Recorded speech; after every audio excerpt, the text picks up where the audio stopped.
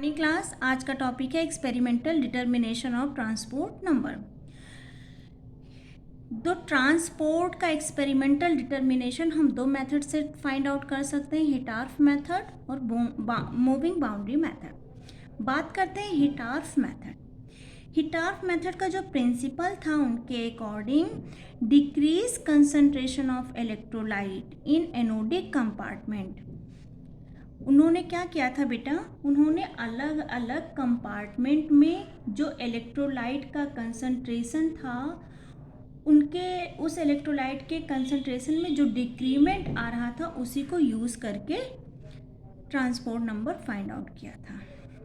तो इनका प्रिंसिपल पहला क्या था, decrease concentration of electrolyte in anodic compartment directly proportional to क्या हो जाएगा, यू के। यहाँ पे ये जो U होता है ये पॉजिटिव आयन की मोबिलिटी होती है। ठीक, अगर किसी एनोडिक कंपार्टमेंट में इलेक्ट्रोलाइट के कंसंट्रेशन में अगर डिक्रीमेंट आ रहा है या इलेक्ट्रोलाइट का कंसंट्रेशन अगर डिक्रीज हो रहा है कहाँ पे, एनोडिक कंपार्टमेंट में, तो वो किसकी वजह से होता है, वो पॉजिटिव आयन की मोबिलिटी के कारण होता है। दूसरा प्रिंसिपल इन्होंने दिया था कि decrease concentration of electrolyte in cathodic compartment directly proportional to क्या हो जाएगा, नेगेटिव आयन की मोबिलिटी। मतलब अगर कैथोडिक कंपार्टमेंट में इलेक्ट्रोलाइट के कंसंट्रेशन में डिक्रीमेंट हो रहा है तो वो किसकी वजह से होता है, नेगेटिव आयन की मोबिलिटी के कारण होता है। और अगर किसी इलेक्ट्रोलाइट के कंसंट्रेशन में डिक्रीमेंट हो रहा है किसमें, दोनों कंपार्टमेंट में, एनोडिक और कैथोडिक दोनों में, तो वो किसके डायरेक्टली प्रोपोर्शनल होगा, आयनिक पॉजिटिव आयन की मोबिलिटी प्लस नेगेटिव आयन की मोबिलिटी। ये तीन इनके प्रिंसिपल थे। उस बिहाफ पे उन्होंने बोला था कि डिक्रीज, अगर हमें किसी एक कंपार्टमेंट का निकालना है कि उसमें कंसंट्रेशन में कितना डिक्रीमेंट हुआ है, तो decrease concentration of electrolyte in anodic compartment किसकी वजह से हो रहा था, एनोडिक में पॉजिटिव आयन की मोबिलिटी के कारण, upon decrease concentration of electrolyte in both compartment में क्या हो जाएगा, पॉजिटिव प्लस नेगेटिव आयन की मोबिलिटी।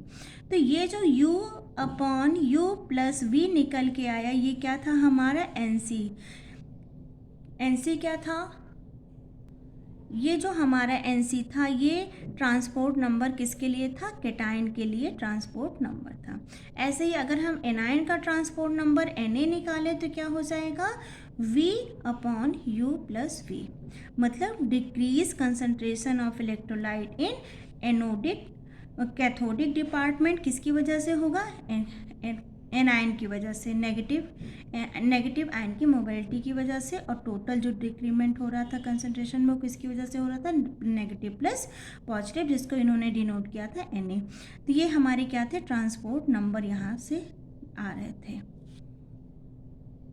अब उसको डिटरमाइन करने के लिए, उसको डिफाइन करने के लिए उन्होंने एक इंस्ट्रूमेंट बनाया। उन्होंने क्या किया था, दो हॉरिजेंटल कांच की ट्यूब ली थी। इस कांच की ट्यूब को बंद करके यहाँ पे स्टॉप कॉर्क लगा दिया था दोनों ही ट्यूब में। इन दोनों ट्यूब में इलेक्ट्रोड डाल दिया था और इन दोनों ट्यूब को एक यू शेप की ट्यूब से कनेक्ट कर दिया था। इन दोनों ट्यूब को एक बैटरी से जोड़ा, एमीटर लगाया और कॉलोमीटर लगाया यहाँ पे, और उसके बाद रेजिस्टेंस भी लगा दिया था। ठीक है, इस ट्यूब को इन्होंने कैथोडिक कंपार्टमेंट बोला, इस ट्यूब को इन्होंने एनोडिक कंपार्टमेंट बोला, और ये जो यू शेप की ट्यूब थी इसको इन्होंने मिडिल कंपार्टमेंट बोला। सबसे पहले इसमें इलेक्ट्रोलाइट फिल किया। ठीक है, ट्यूब में इन्होंने क्या फिल किया, इलेक्ट्रोलाइट फिल किया। इलेक्ट्रोलाइट फिल करने के बाद इन्होंने इसका कंसंट्रेशन ले लिया।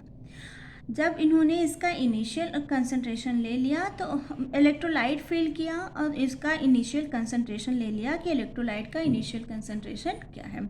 उसके बाद इन्होंने 0.01 से 0.02 एम्पियर की इलेक्ट्रिसिटी इसमें पास कराई, इस सिस्टम में इलेक्ट्रिसिटी पास कराई, जिसकी वजह से केटायन एनायन की तरफ और एनायन कैथोडिक कंपार्टमेंट की तरफ मूव करने लगे। ठीक है, ये प्रोसेस चलता रहा 2 से 3 घंटे तक। 2 से 3 घंटे बाद जैसे ही इन्होंने इलेक्ट्रिसिटी बंद कराई या प्रोसेस को रोका, तुरंत ही यहाँ पे स्टॉप कॉर्क को बंद कर दिया। यहाँ भी स्टॉप कॉर्क को बंद कर दिया। पहले ये स्टॉप कॉर्क खुले थे मूवमेंट के लिए, लेकिन जैसे ही इलेक्ट्रिसिटी को पास कराना बंद किया, यहाँ का स्टॉप कॉर्क बंद कर दिया, जिससे इसका आयन इसमें और इसका आयन इसमें एक्सचेंज ना हो सके। अब उसके बाद यहाँ से कुछ इलेक्ट्रोलिटिक सोल्यूशन लिया और यहाँ से इलेक्ट्रोलिटिक सोल्यूशन लिया और उसके कंसंट्रेशन को मेज़र किया। तो जो इनिशियल कंसंट्रेशन था वो कुछ और था, और जो आफ्टर एक्सपेरिमेंट जो कंसंट्रेशन था वो कुछ और था। तो उनके कंसंट्रेशन में कुछ डिक्रीमेंट हुआ था, तो उसी को डिस्कस किया इन्होंने इसके लिए। तो उन्होंने कंसंट्रेशन को कैलकुलेट कर लिया, बिफोर एक्सपेरिमेंट का जो कंसंट्रेशन था, आफ्टर एक्सपेरिमेंट का जो कंसंट्रेशन था, उसको इन्होंने कैलकुलेट किया। अब इसमें प्रेजेंट इस सिचुएशन इसके आधार पे यहाँ पे 3 सिचुएशन बनी। ठीक है, पहला सिचुएशन या पहला केस क्या था? No reaction between electrode and electrolyte. मतलब यहाँ पे जो इलेक्ट्रोलाइट भरा गया और यहाँ पे जो इलेक्ट्रोड लगाया गया, पहला केस, उन दोनों में आपस में अगर रिएक्शन ना हो। ठीक है, उस केस में इन्होंने क्या किया कि AgNO3 लिया, AgNO3 का एक सोल्यूशन भरा इस ट्यूब में उन्होंने AgNO3 का एक सोल्यूशन भरा, और जो इलेक्ट्रोड लगाया वो प्लेटिनम या पैलेडियम का लगाया। ठीक है, अब इलेक्ट्रोलिसिस के बाद, after electrolysis x gram anodic electrolyte solution contain y gram AgNO3। Electrolysis के बाद x gram electrolytic solution contain करता है कितने ग्राम AgNO3? y gram AgNO3। अब देखो, अगर x ग्राम AgNO3 है, ठीक है, x ग्राम AgNO3 सोल्यूशन है और उसमें से कितना हमें मिल रहा है? y ग्राम AgNO3 मिल रहा है, तो उस x ग्राम में कुछ ना कुछ वाटर भी होगा, तभी तो सोल्यूशन बना होगा। ओके, तो अगर हम वाटर की क्वांटिटी निकालें, देखो x ग्राम हमारा सोल्यूशन था और y ग्राम AgNO3 बनाए, तो वाटर कितना हो जाएगा? x minus y gram water. Okay, x minus y gram water. मतलब एक्सपेरिमेंट स्टार्ट करने से पहले हमने x minus y gram water में क्या ऐड किया था? z ग्राम AgNO3 ऐड किया था। तो एनोडिक कंपार्टमेंट में AgNO3 का जो AgNO3 के कंसंट्रेशन में कितने की कमी आएगी, ये हमको देखना था। क्या देखना था हमें कि एनोडिक कंपार्टमेंट में AgNO3 के अमाउंट में या कंसंट्रेशन में कितने की कमी आएगी। देखो, पहले क्या था? पहले z ग्राम था। जब एक्सपेरिमेंट कंप्लीट हुआ तो हमें क्या मिला? y ग्राम AgNO3 मिला। तो कंसंट्रेशन में या AgNO3 के अमाउंट में डिक्रीमेंट पहले z था, ठीक है, और अब कितना मिला? y मिला। पहले कितना था? z था, अब y मिला। तो जो डिक्रीमेंट होगा वो क्या हो जाएगा हमारा एनोडिक कंपार्टमेंट में? पहले क्या था? पहले हमारा जो AgNO3 था, पहले जो AgNO3 वो था वो z ग्राम था, और एक्सपेरिमेंट के बाद जो AgNO3 मिला वो y ग्राम मिला। तो कितने का डिक्रीमेंट हुआ? AgNO3 का अमाउंट का जो डिक्रीमेंट हुआ है AgNO3 के कंसंट्रेशन में जो डिक्रीमेंट हुआ है वो क्या हो जाएगा? पहले z था, बाद में y मिला, तो z minus y gram. Okay, अब हमें ये पता है कि एनोडिक कंपार्टमेंट में जो सिल्वर प्लस आयन है वो कैथोडिक कंपार्टमेंट में जा रहे थे। यहाँ से एनोडिक कंपार्टमेंट से जो आपके Ag प्लस थे वो किस में मूव कर रहे थे, कैथोडिक कंपार्टमेंट में जा रहे थे। तो यहाँ जो कमी आ रही है वो किसके कारण आ रही है, Ag प्लस के मूवमेंट के कारण आ रही है। ओके, देखो आपका AgNO3 का जो मॉलिक्यूलर वेट होता है वो कितना होता है, 170 ग्राम, और उसमें कितना Ag होता है, उसमें 108 ग्राम Ag कंटेन होता है। तो अगर हम 1 ग्राम AgNO3 की बात करें तो क्या हो जाएगा, 108/117। अब डिक्रीमेंट कितने का आया था, Z माइनस वाई। तो अगर हम Z माइनस वाई ग्राम AgNO3 की बात करें तो ये क्या हो जाएगा, 108 into 117 into Z minus y. ये जो हमारा 108/170 इंटू Z माइनस वाई आई है, ये कितना आया है, W ग्राम, जो हमने कैलकुलेट किया, जो कंसंट्रेशन में डिक्रीमेंट आया AgNO3 के Ag प्लस के मोमेंट के कारण, वो W ग्राम हमने यहाँ से कैलकुलेट कर लिया। और जो हमने कॉलोमीटर लगा रखा था अपने सिस्टम में, जो उन्होंने अपने सिस्टम में कॉलोमीटर लगा रखा था हिटार्फ ने, उसका वो जो कैलकुलेट किया उसने दोनों ही कंपार्टमेंट में जो कंसंट्रेशन में कमी आई थी उसको उस कॉलोमीटर ने कैलकुलेट किया था। वो कितना था, कैपिटल W ग्राम। मैंने क्या कहा, ये जो W आई है, ये कंसंट्रेशन में जो कमी आई है AgNO3 की Ag प्लस के मूवमेंट के कारण, उसको मैंने स्मॉल w से डिनोट किया और ये मैंने कैलकुलेट कर लिया। जो हमने कॉलोमीटर लगा रखा था उसने क्या, वो कॉलोमीटर की जो रीडिंग थी वो हमें दोनों कंपार्टमेंट में होने वाले कंसंट्रेशन में जो कमियां आती हैं उसको वो कैलकुलेट करके बताता है, जिसको हमने बोला कैपिटल W ग्राम।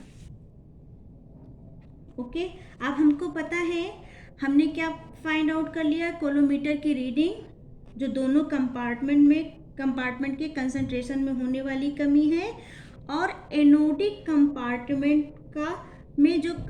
कंपार्टमेंट के कंसंट्रेशन में जो कमी आई थी उसकी वैल्यू हमने यहाँ से फाइंड आउट कर लिया था। तो हम लिख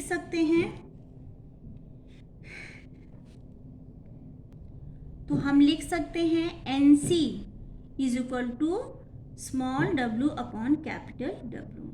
अब हमको पता है NC अपॉन Na, ये क्या है, transport number for cation and transport number for anion, किसके इक्वल होता है, 1। तो यहाँ से हम Na की वैल्यू फाइंड आउट कर सकते हैं। Na क्या हो जाएगा हमारा, 1 माइनस NC। ये केस फर्स्ट था जब हमारा इलेक्ट्रोलाइट सोल्यूशन इलेक्ट्रोड से रिएक्शन नहीं कर रहा था। अब हम बात करते हैं केस 2 की, कब, जब electrode react with product of electrolysis.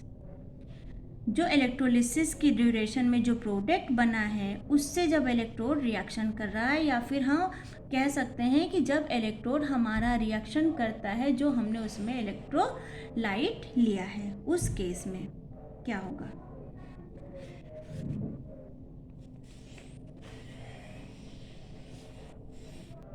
दूसरे केस में हमने क्या किया कि हमने AgNO3 का सोल्यूशन लिया और उसमें Ag की रॉड डिप की।